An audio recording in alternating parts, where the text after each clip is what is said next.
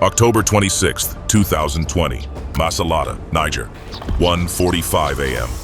The motorcycles arrive at the farm of American missionary Philip Walton. Each of the 6 men carries a Kalashnikov. They know exactly where they're going. When they kick down his door, Walton hands them what cash he has, $40 American.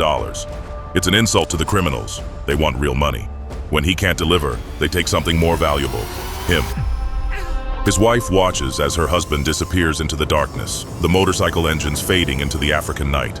By sunrise, those motorcycles will cross into Nigeria. By sunset, Philip Walton will have a price on his head. The ransom call comes 18 hours later, $1 million. At CIA headquarters in Langley, analysts are already tracking the cell phone that made the ransom demand. The NSA's SIGINT satellites pivot overhead, triangulating signals across Niger's sparse cellular network. Each ping tells a story. Direction of travel, speed, stops along the way. The mathematics are precise.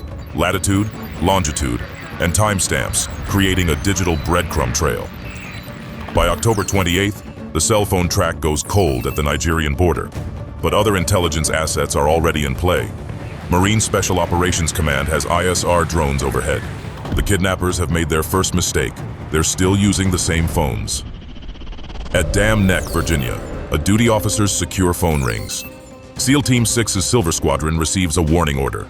A possible hostage rescue in West Africa, time sensitive. Operators start checking their gear. This is what they train for. Philip Walton has 68 hours before he becomes a propaganda tool, a bargaining chip, or worse. But in those 68 hours, the most powerful military on Earth will move heaven and earth, or at least several tons of highly sophisticated aircraft to bring him home. The intelligence flows up the chain of command, from Langley to the Pentagon, from AFRICOM to the White House. By dawn on October 29th, a file marked Eyes Only lands on the Resolute desk. Inside, satellite photos, cell phone intercepts, and a simple question that demands an immediate answer. October 29th, 2020, 0800 hours, the Situation Room. President Trump reviews the intelligence package for the 3rd time. The satellite imagery is definitive, 200 miles from where Walton was taken. 6 structures, mud brick construction, 1 vehicle. Thermal imaging counts 7 heat signatures. The CIA's cell phone surveillance has done its job. Every call, every text, every data packet is tracked and analyzed. The kidnappers' phones connect to 3 towers, allowing triangulation within a 50-meter radius. The NSA's algorithms process voice patterns, background noise, and even the Doppler shift of passing vehicles. Technology worth billions is focused on 7 criminals with outdated phones. At Naval Station Rota, Spain, aircraft start their pre-flight checks. 4 MC-130J Commando 2s, their engines capable of just over 4,500 shaft horsepower each. 4 CV-22 Ospreys, tilt-rotor aircraft that fly like planes but land like helicopters. 1 AC-130J Ghost Rider gunship, bristling with a 30mm cannon, 105mm howitzer, and precision-guided munitions. The logistics alone are staggering. 21,000 pounds of fuel per aircraft, maintenance crews, mission planning computers calculating flight paths to avoid radar detection. SEAL Team 6's Silver Squadron's 30 operators receive their final briefing. The target package includes detailed overhead imagery, signals intelligence, and pattern-of-life analysis. The compound layout is memorized, every door, window, and corner. Guard rotations tracked over 48 hours. The kidnappers pray 5 times daily, creating predictable vulnerability windows. The mission hinges on one critical factor: speed. From the moment boots hit the ground, they have minutes before every militant within 10 miles converges on their position. The helicopters can't land. The noise from their rotors will just spook them. It'll have to be a halo insertion, dropping from 25,000 feet, where they can enter without making a sound. But this is much easier said than done. At 25,000 feet, the temperature drops to -40°C. Without pressurized oxygen systems, hypoxia sets in within 3 to 5 minutes. The operators will free fall at 126 miles per hour, covering nearly 20,000 vertical feet in 2 minutes. Their navigation computers calculate wind drift, barometric pressure, and GPS coordinates, updating them every millisecond. One miscalculation means missing the drop zone by miles. The weather forecast adds another variable. A sandstorm is building in the Sahara and is expected to reach northern Nigeria within 36 hours. Visibility will drop to 0, grounding all aircraft. It's now or never. At 1800 hours, President Trump makes the call. The risk is acceptable. American lives are not negotiable. Within minutes, encrypted orders flash across secure networks. Aircraft engines spin up. But even as the mission launches, intelligence analysts notice something troubling. Phone intercepts suggest the kidnappers have made contact with a known militant. In the compound, one guard paces nervously, checking his phone every few minutes. They're waiting for him to come. The race is on, American technology and training against the clock. The hunters have become the hunted, and dawn is coming fast. What happened next? We can't show it all here without YouTube slapping this video with a warning. But we can show you on Patreon. To watch the full-length video completely uncensored, subscribe to my Patreon page, where there are no restrictions on what we can tell and show you there. Scan the code or use the link in the description now to watch the full video. October 31st, 2020, 0230 hours. Somewhere over northern Nigeria, the MC-130J's rear ramp opens to reveal nothing but darkness and stars. 30 operators stand in two lines, oxygen masks covering their faces, altimeters glowing on their wrists. The jumpmaster's hand signals cut through the engine noise. 2 minutes. At 25,000 feet, the human body has exactly just a few minutes of useful consciousness without oxygen. The operators breathe pure O2, flushing nitrogen from their bloodstreams. Each breath is calculated. Too fast causes hyperventilation, too slow risks hypoxia. Their Halo rigs weigh 65 pounds. Main chute, reserve, oxygen system, combat equipment, weapons. The margin for error is 0. Green light. They step into the void. The mathematics of free fall is unforgiving. Air resistance increases with the square of velocity until reaching terminal speed, 126 miles per hour for a spread-eagled human form. The operators maintain a tight formation, using subtle body movements to adjust position. Their helmet-mounted displays show altitude, heading, drift, and time to pull.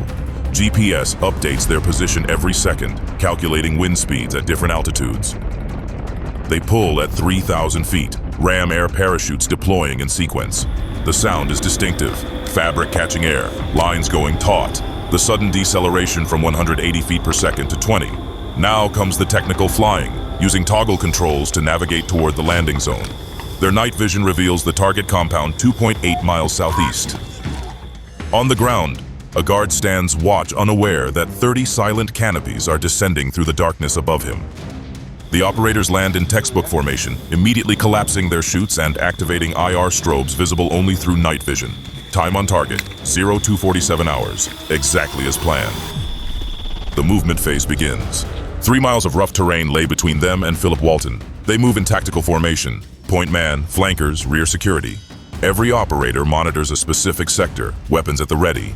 Their equipment is optimized for speed and surprise. HK-416S with 10.4-inch barrels for close quarters work, suppressors to maintain noise discipline, and IR lasers invisible to the naked eye.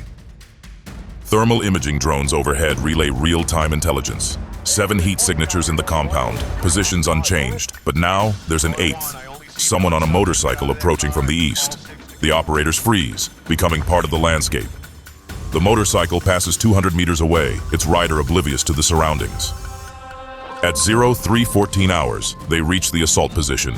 The compound wall is 8 feet high, topped with broken glass. Breaching charges are already prepared. Precise amounts of explosives calculated to blow doors without causing a collapse. Flashbangs ready to disorient defenders. The assault plan is choreographed to the second. Through thermal scopes, they observe the targets. 2 guards outside, walking predictable patterns. 5 more inside various structures. And somewhere in there, 1 American praying he'll see another sunrise. The mathematics favors the attackers. Surprise, superior training, better equipment. But combat is chaos theory in action. No plan survives first contact. Silver Squadron stacks on the breach point. In 7 seconds, it will all be over. 0315 hours.